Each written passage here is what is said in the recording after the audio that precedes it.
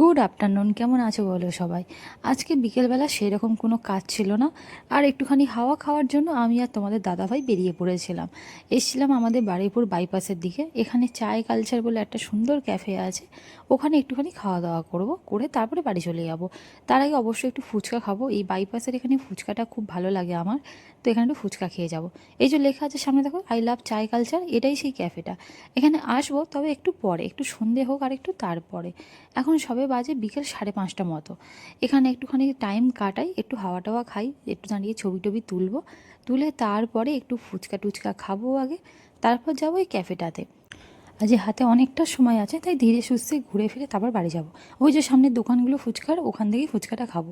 তার আগে একটু সামনে দাঁড়িয়ে নেব, এখানে একটু ছবি টবি তুলবো তারপর।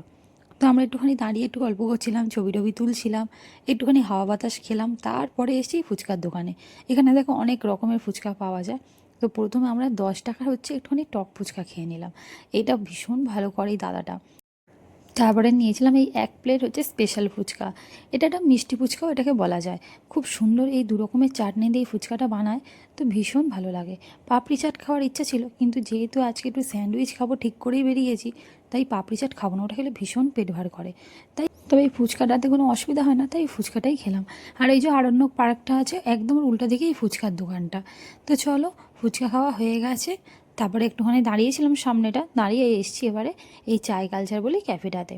চলো এবারে ভিতরে যাই, এখান থেকে একটু স্যান্ডউইচ নেবো। তবে এখানকার চাটা না ভীষণ ভালো করে। এখানে আমরা এর আগেও এসেছিলাম, তো তোমাদের সাথে সেই ভিডিওটাও শেয়ার করেছিলাম। এই যে এনাদের মেনু কার্ডটা, তোমাদের মেনু কার্ডটা ভালোভাবে দেখাই। এর আগের বারও হয়তো ভিডিওতে দেখিয়েছিলাম, অতটা ভালোভাবে তো দেখায়নি। আমরা একটা পেরি পেরি ফ্রেঞ্চ ফ্রাই নিয়েছি, আর নিয়েছি চিকেন টিক্কা গ্রিলড।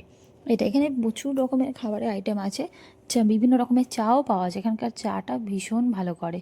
আর এই স্যান্ডউইচগুলো তো প্রচণ্ড ভালো লাগে আমার এখানকার। এছাড়াও অনেক কিছু আছে, সিঙ্গারা পাকোড়া অনেক কিছু, আর অনেক রকমের জুস আছে, লাস্সি আছে, শেকস আছে।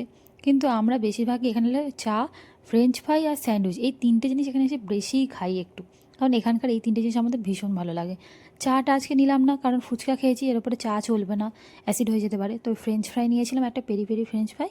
পেরি পেরি ফ্রেঞ্চ ফ্রাইটা সেরকম কিছুই না, ওপর থেকে একটা মশলা ছড়ানো থাকে, একটু খেতে বেশি ভালো লাগে, এই আর কি।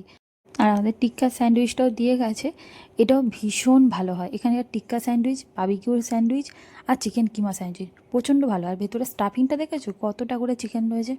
চলো এখানেই তাহলে ভিডিওটা শেষ করছি, চলো আমরা এবার বাড়ি ফিরি, টাটা।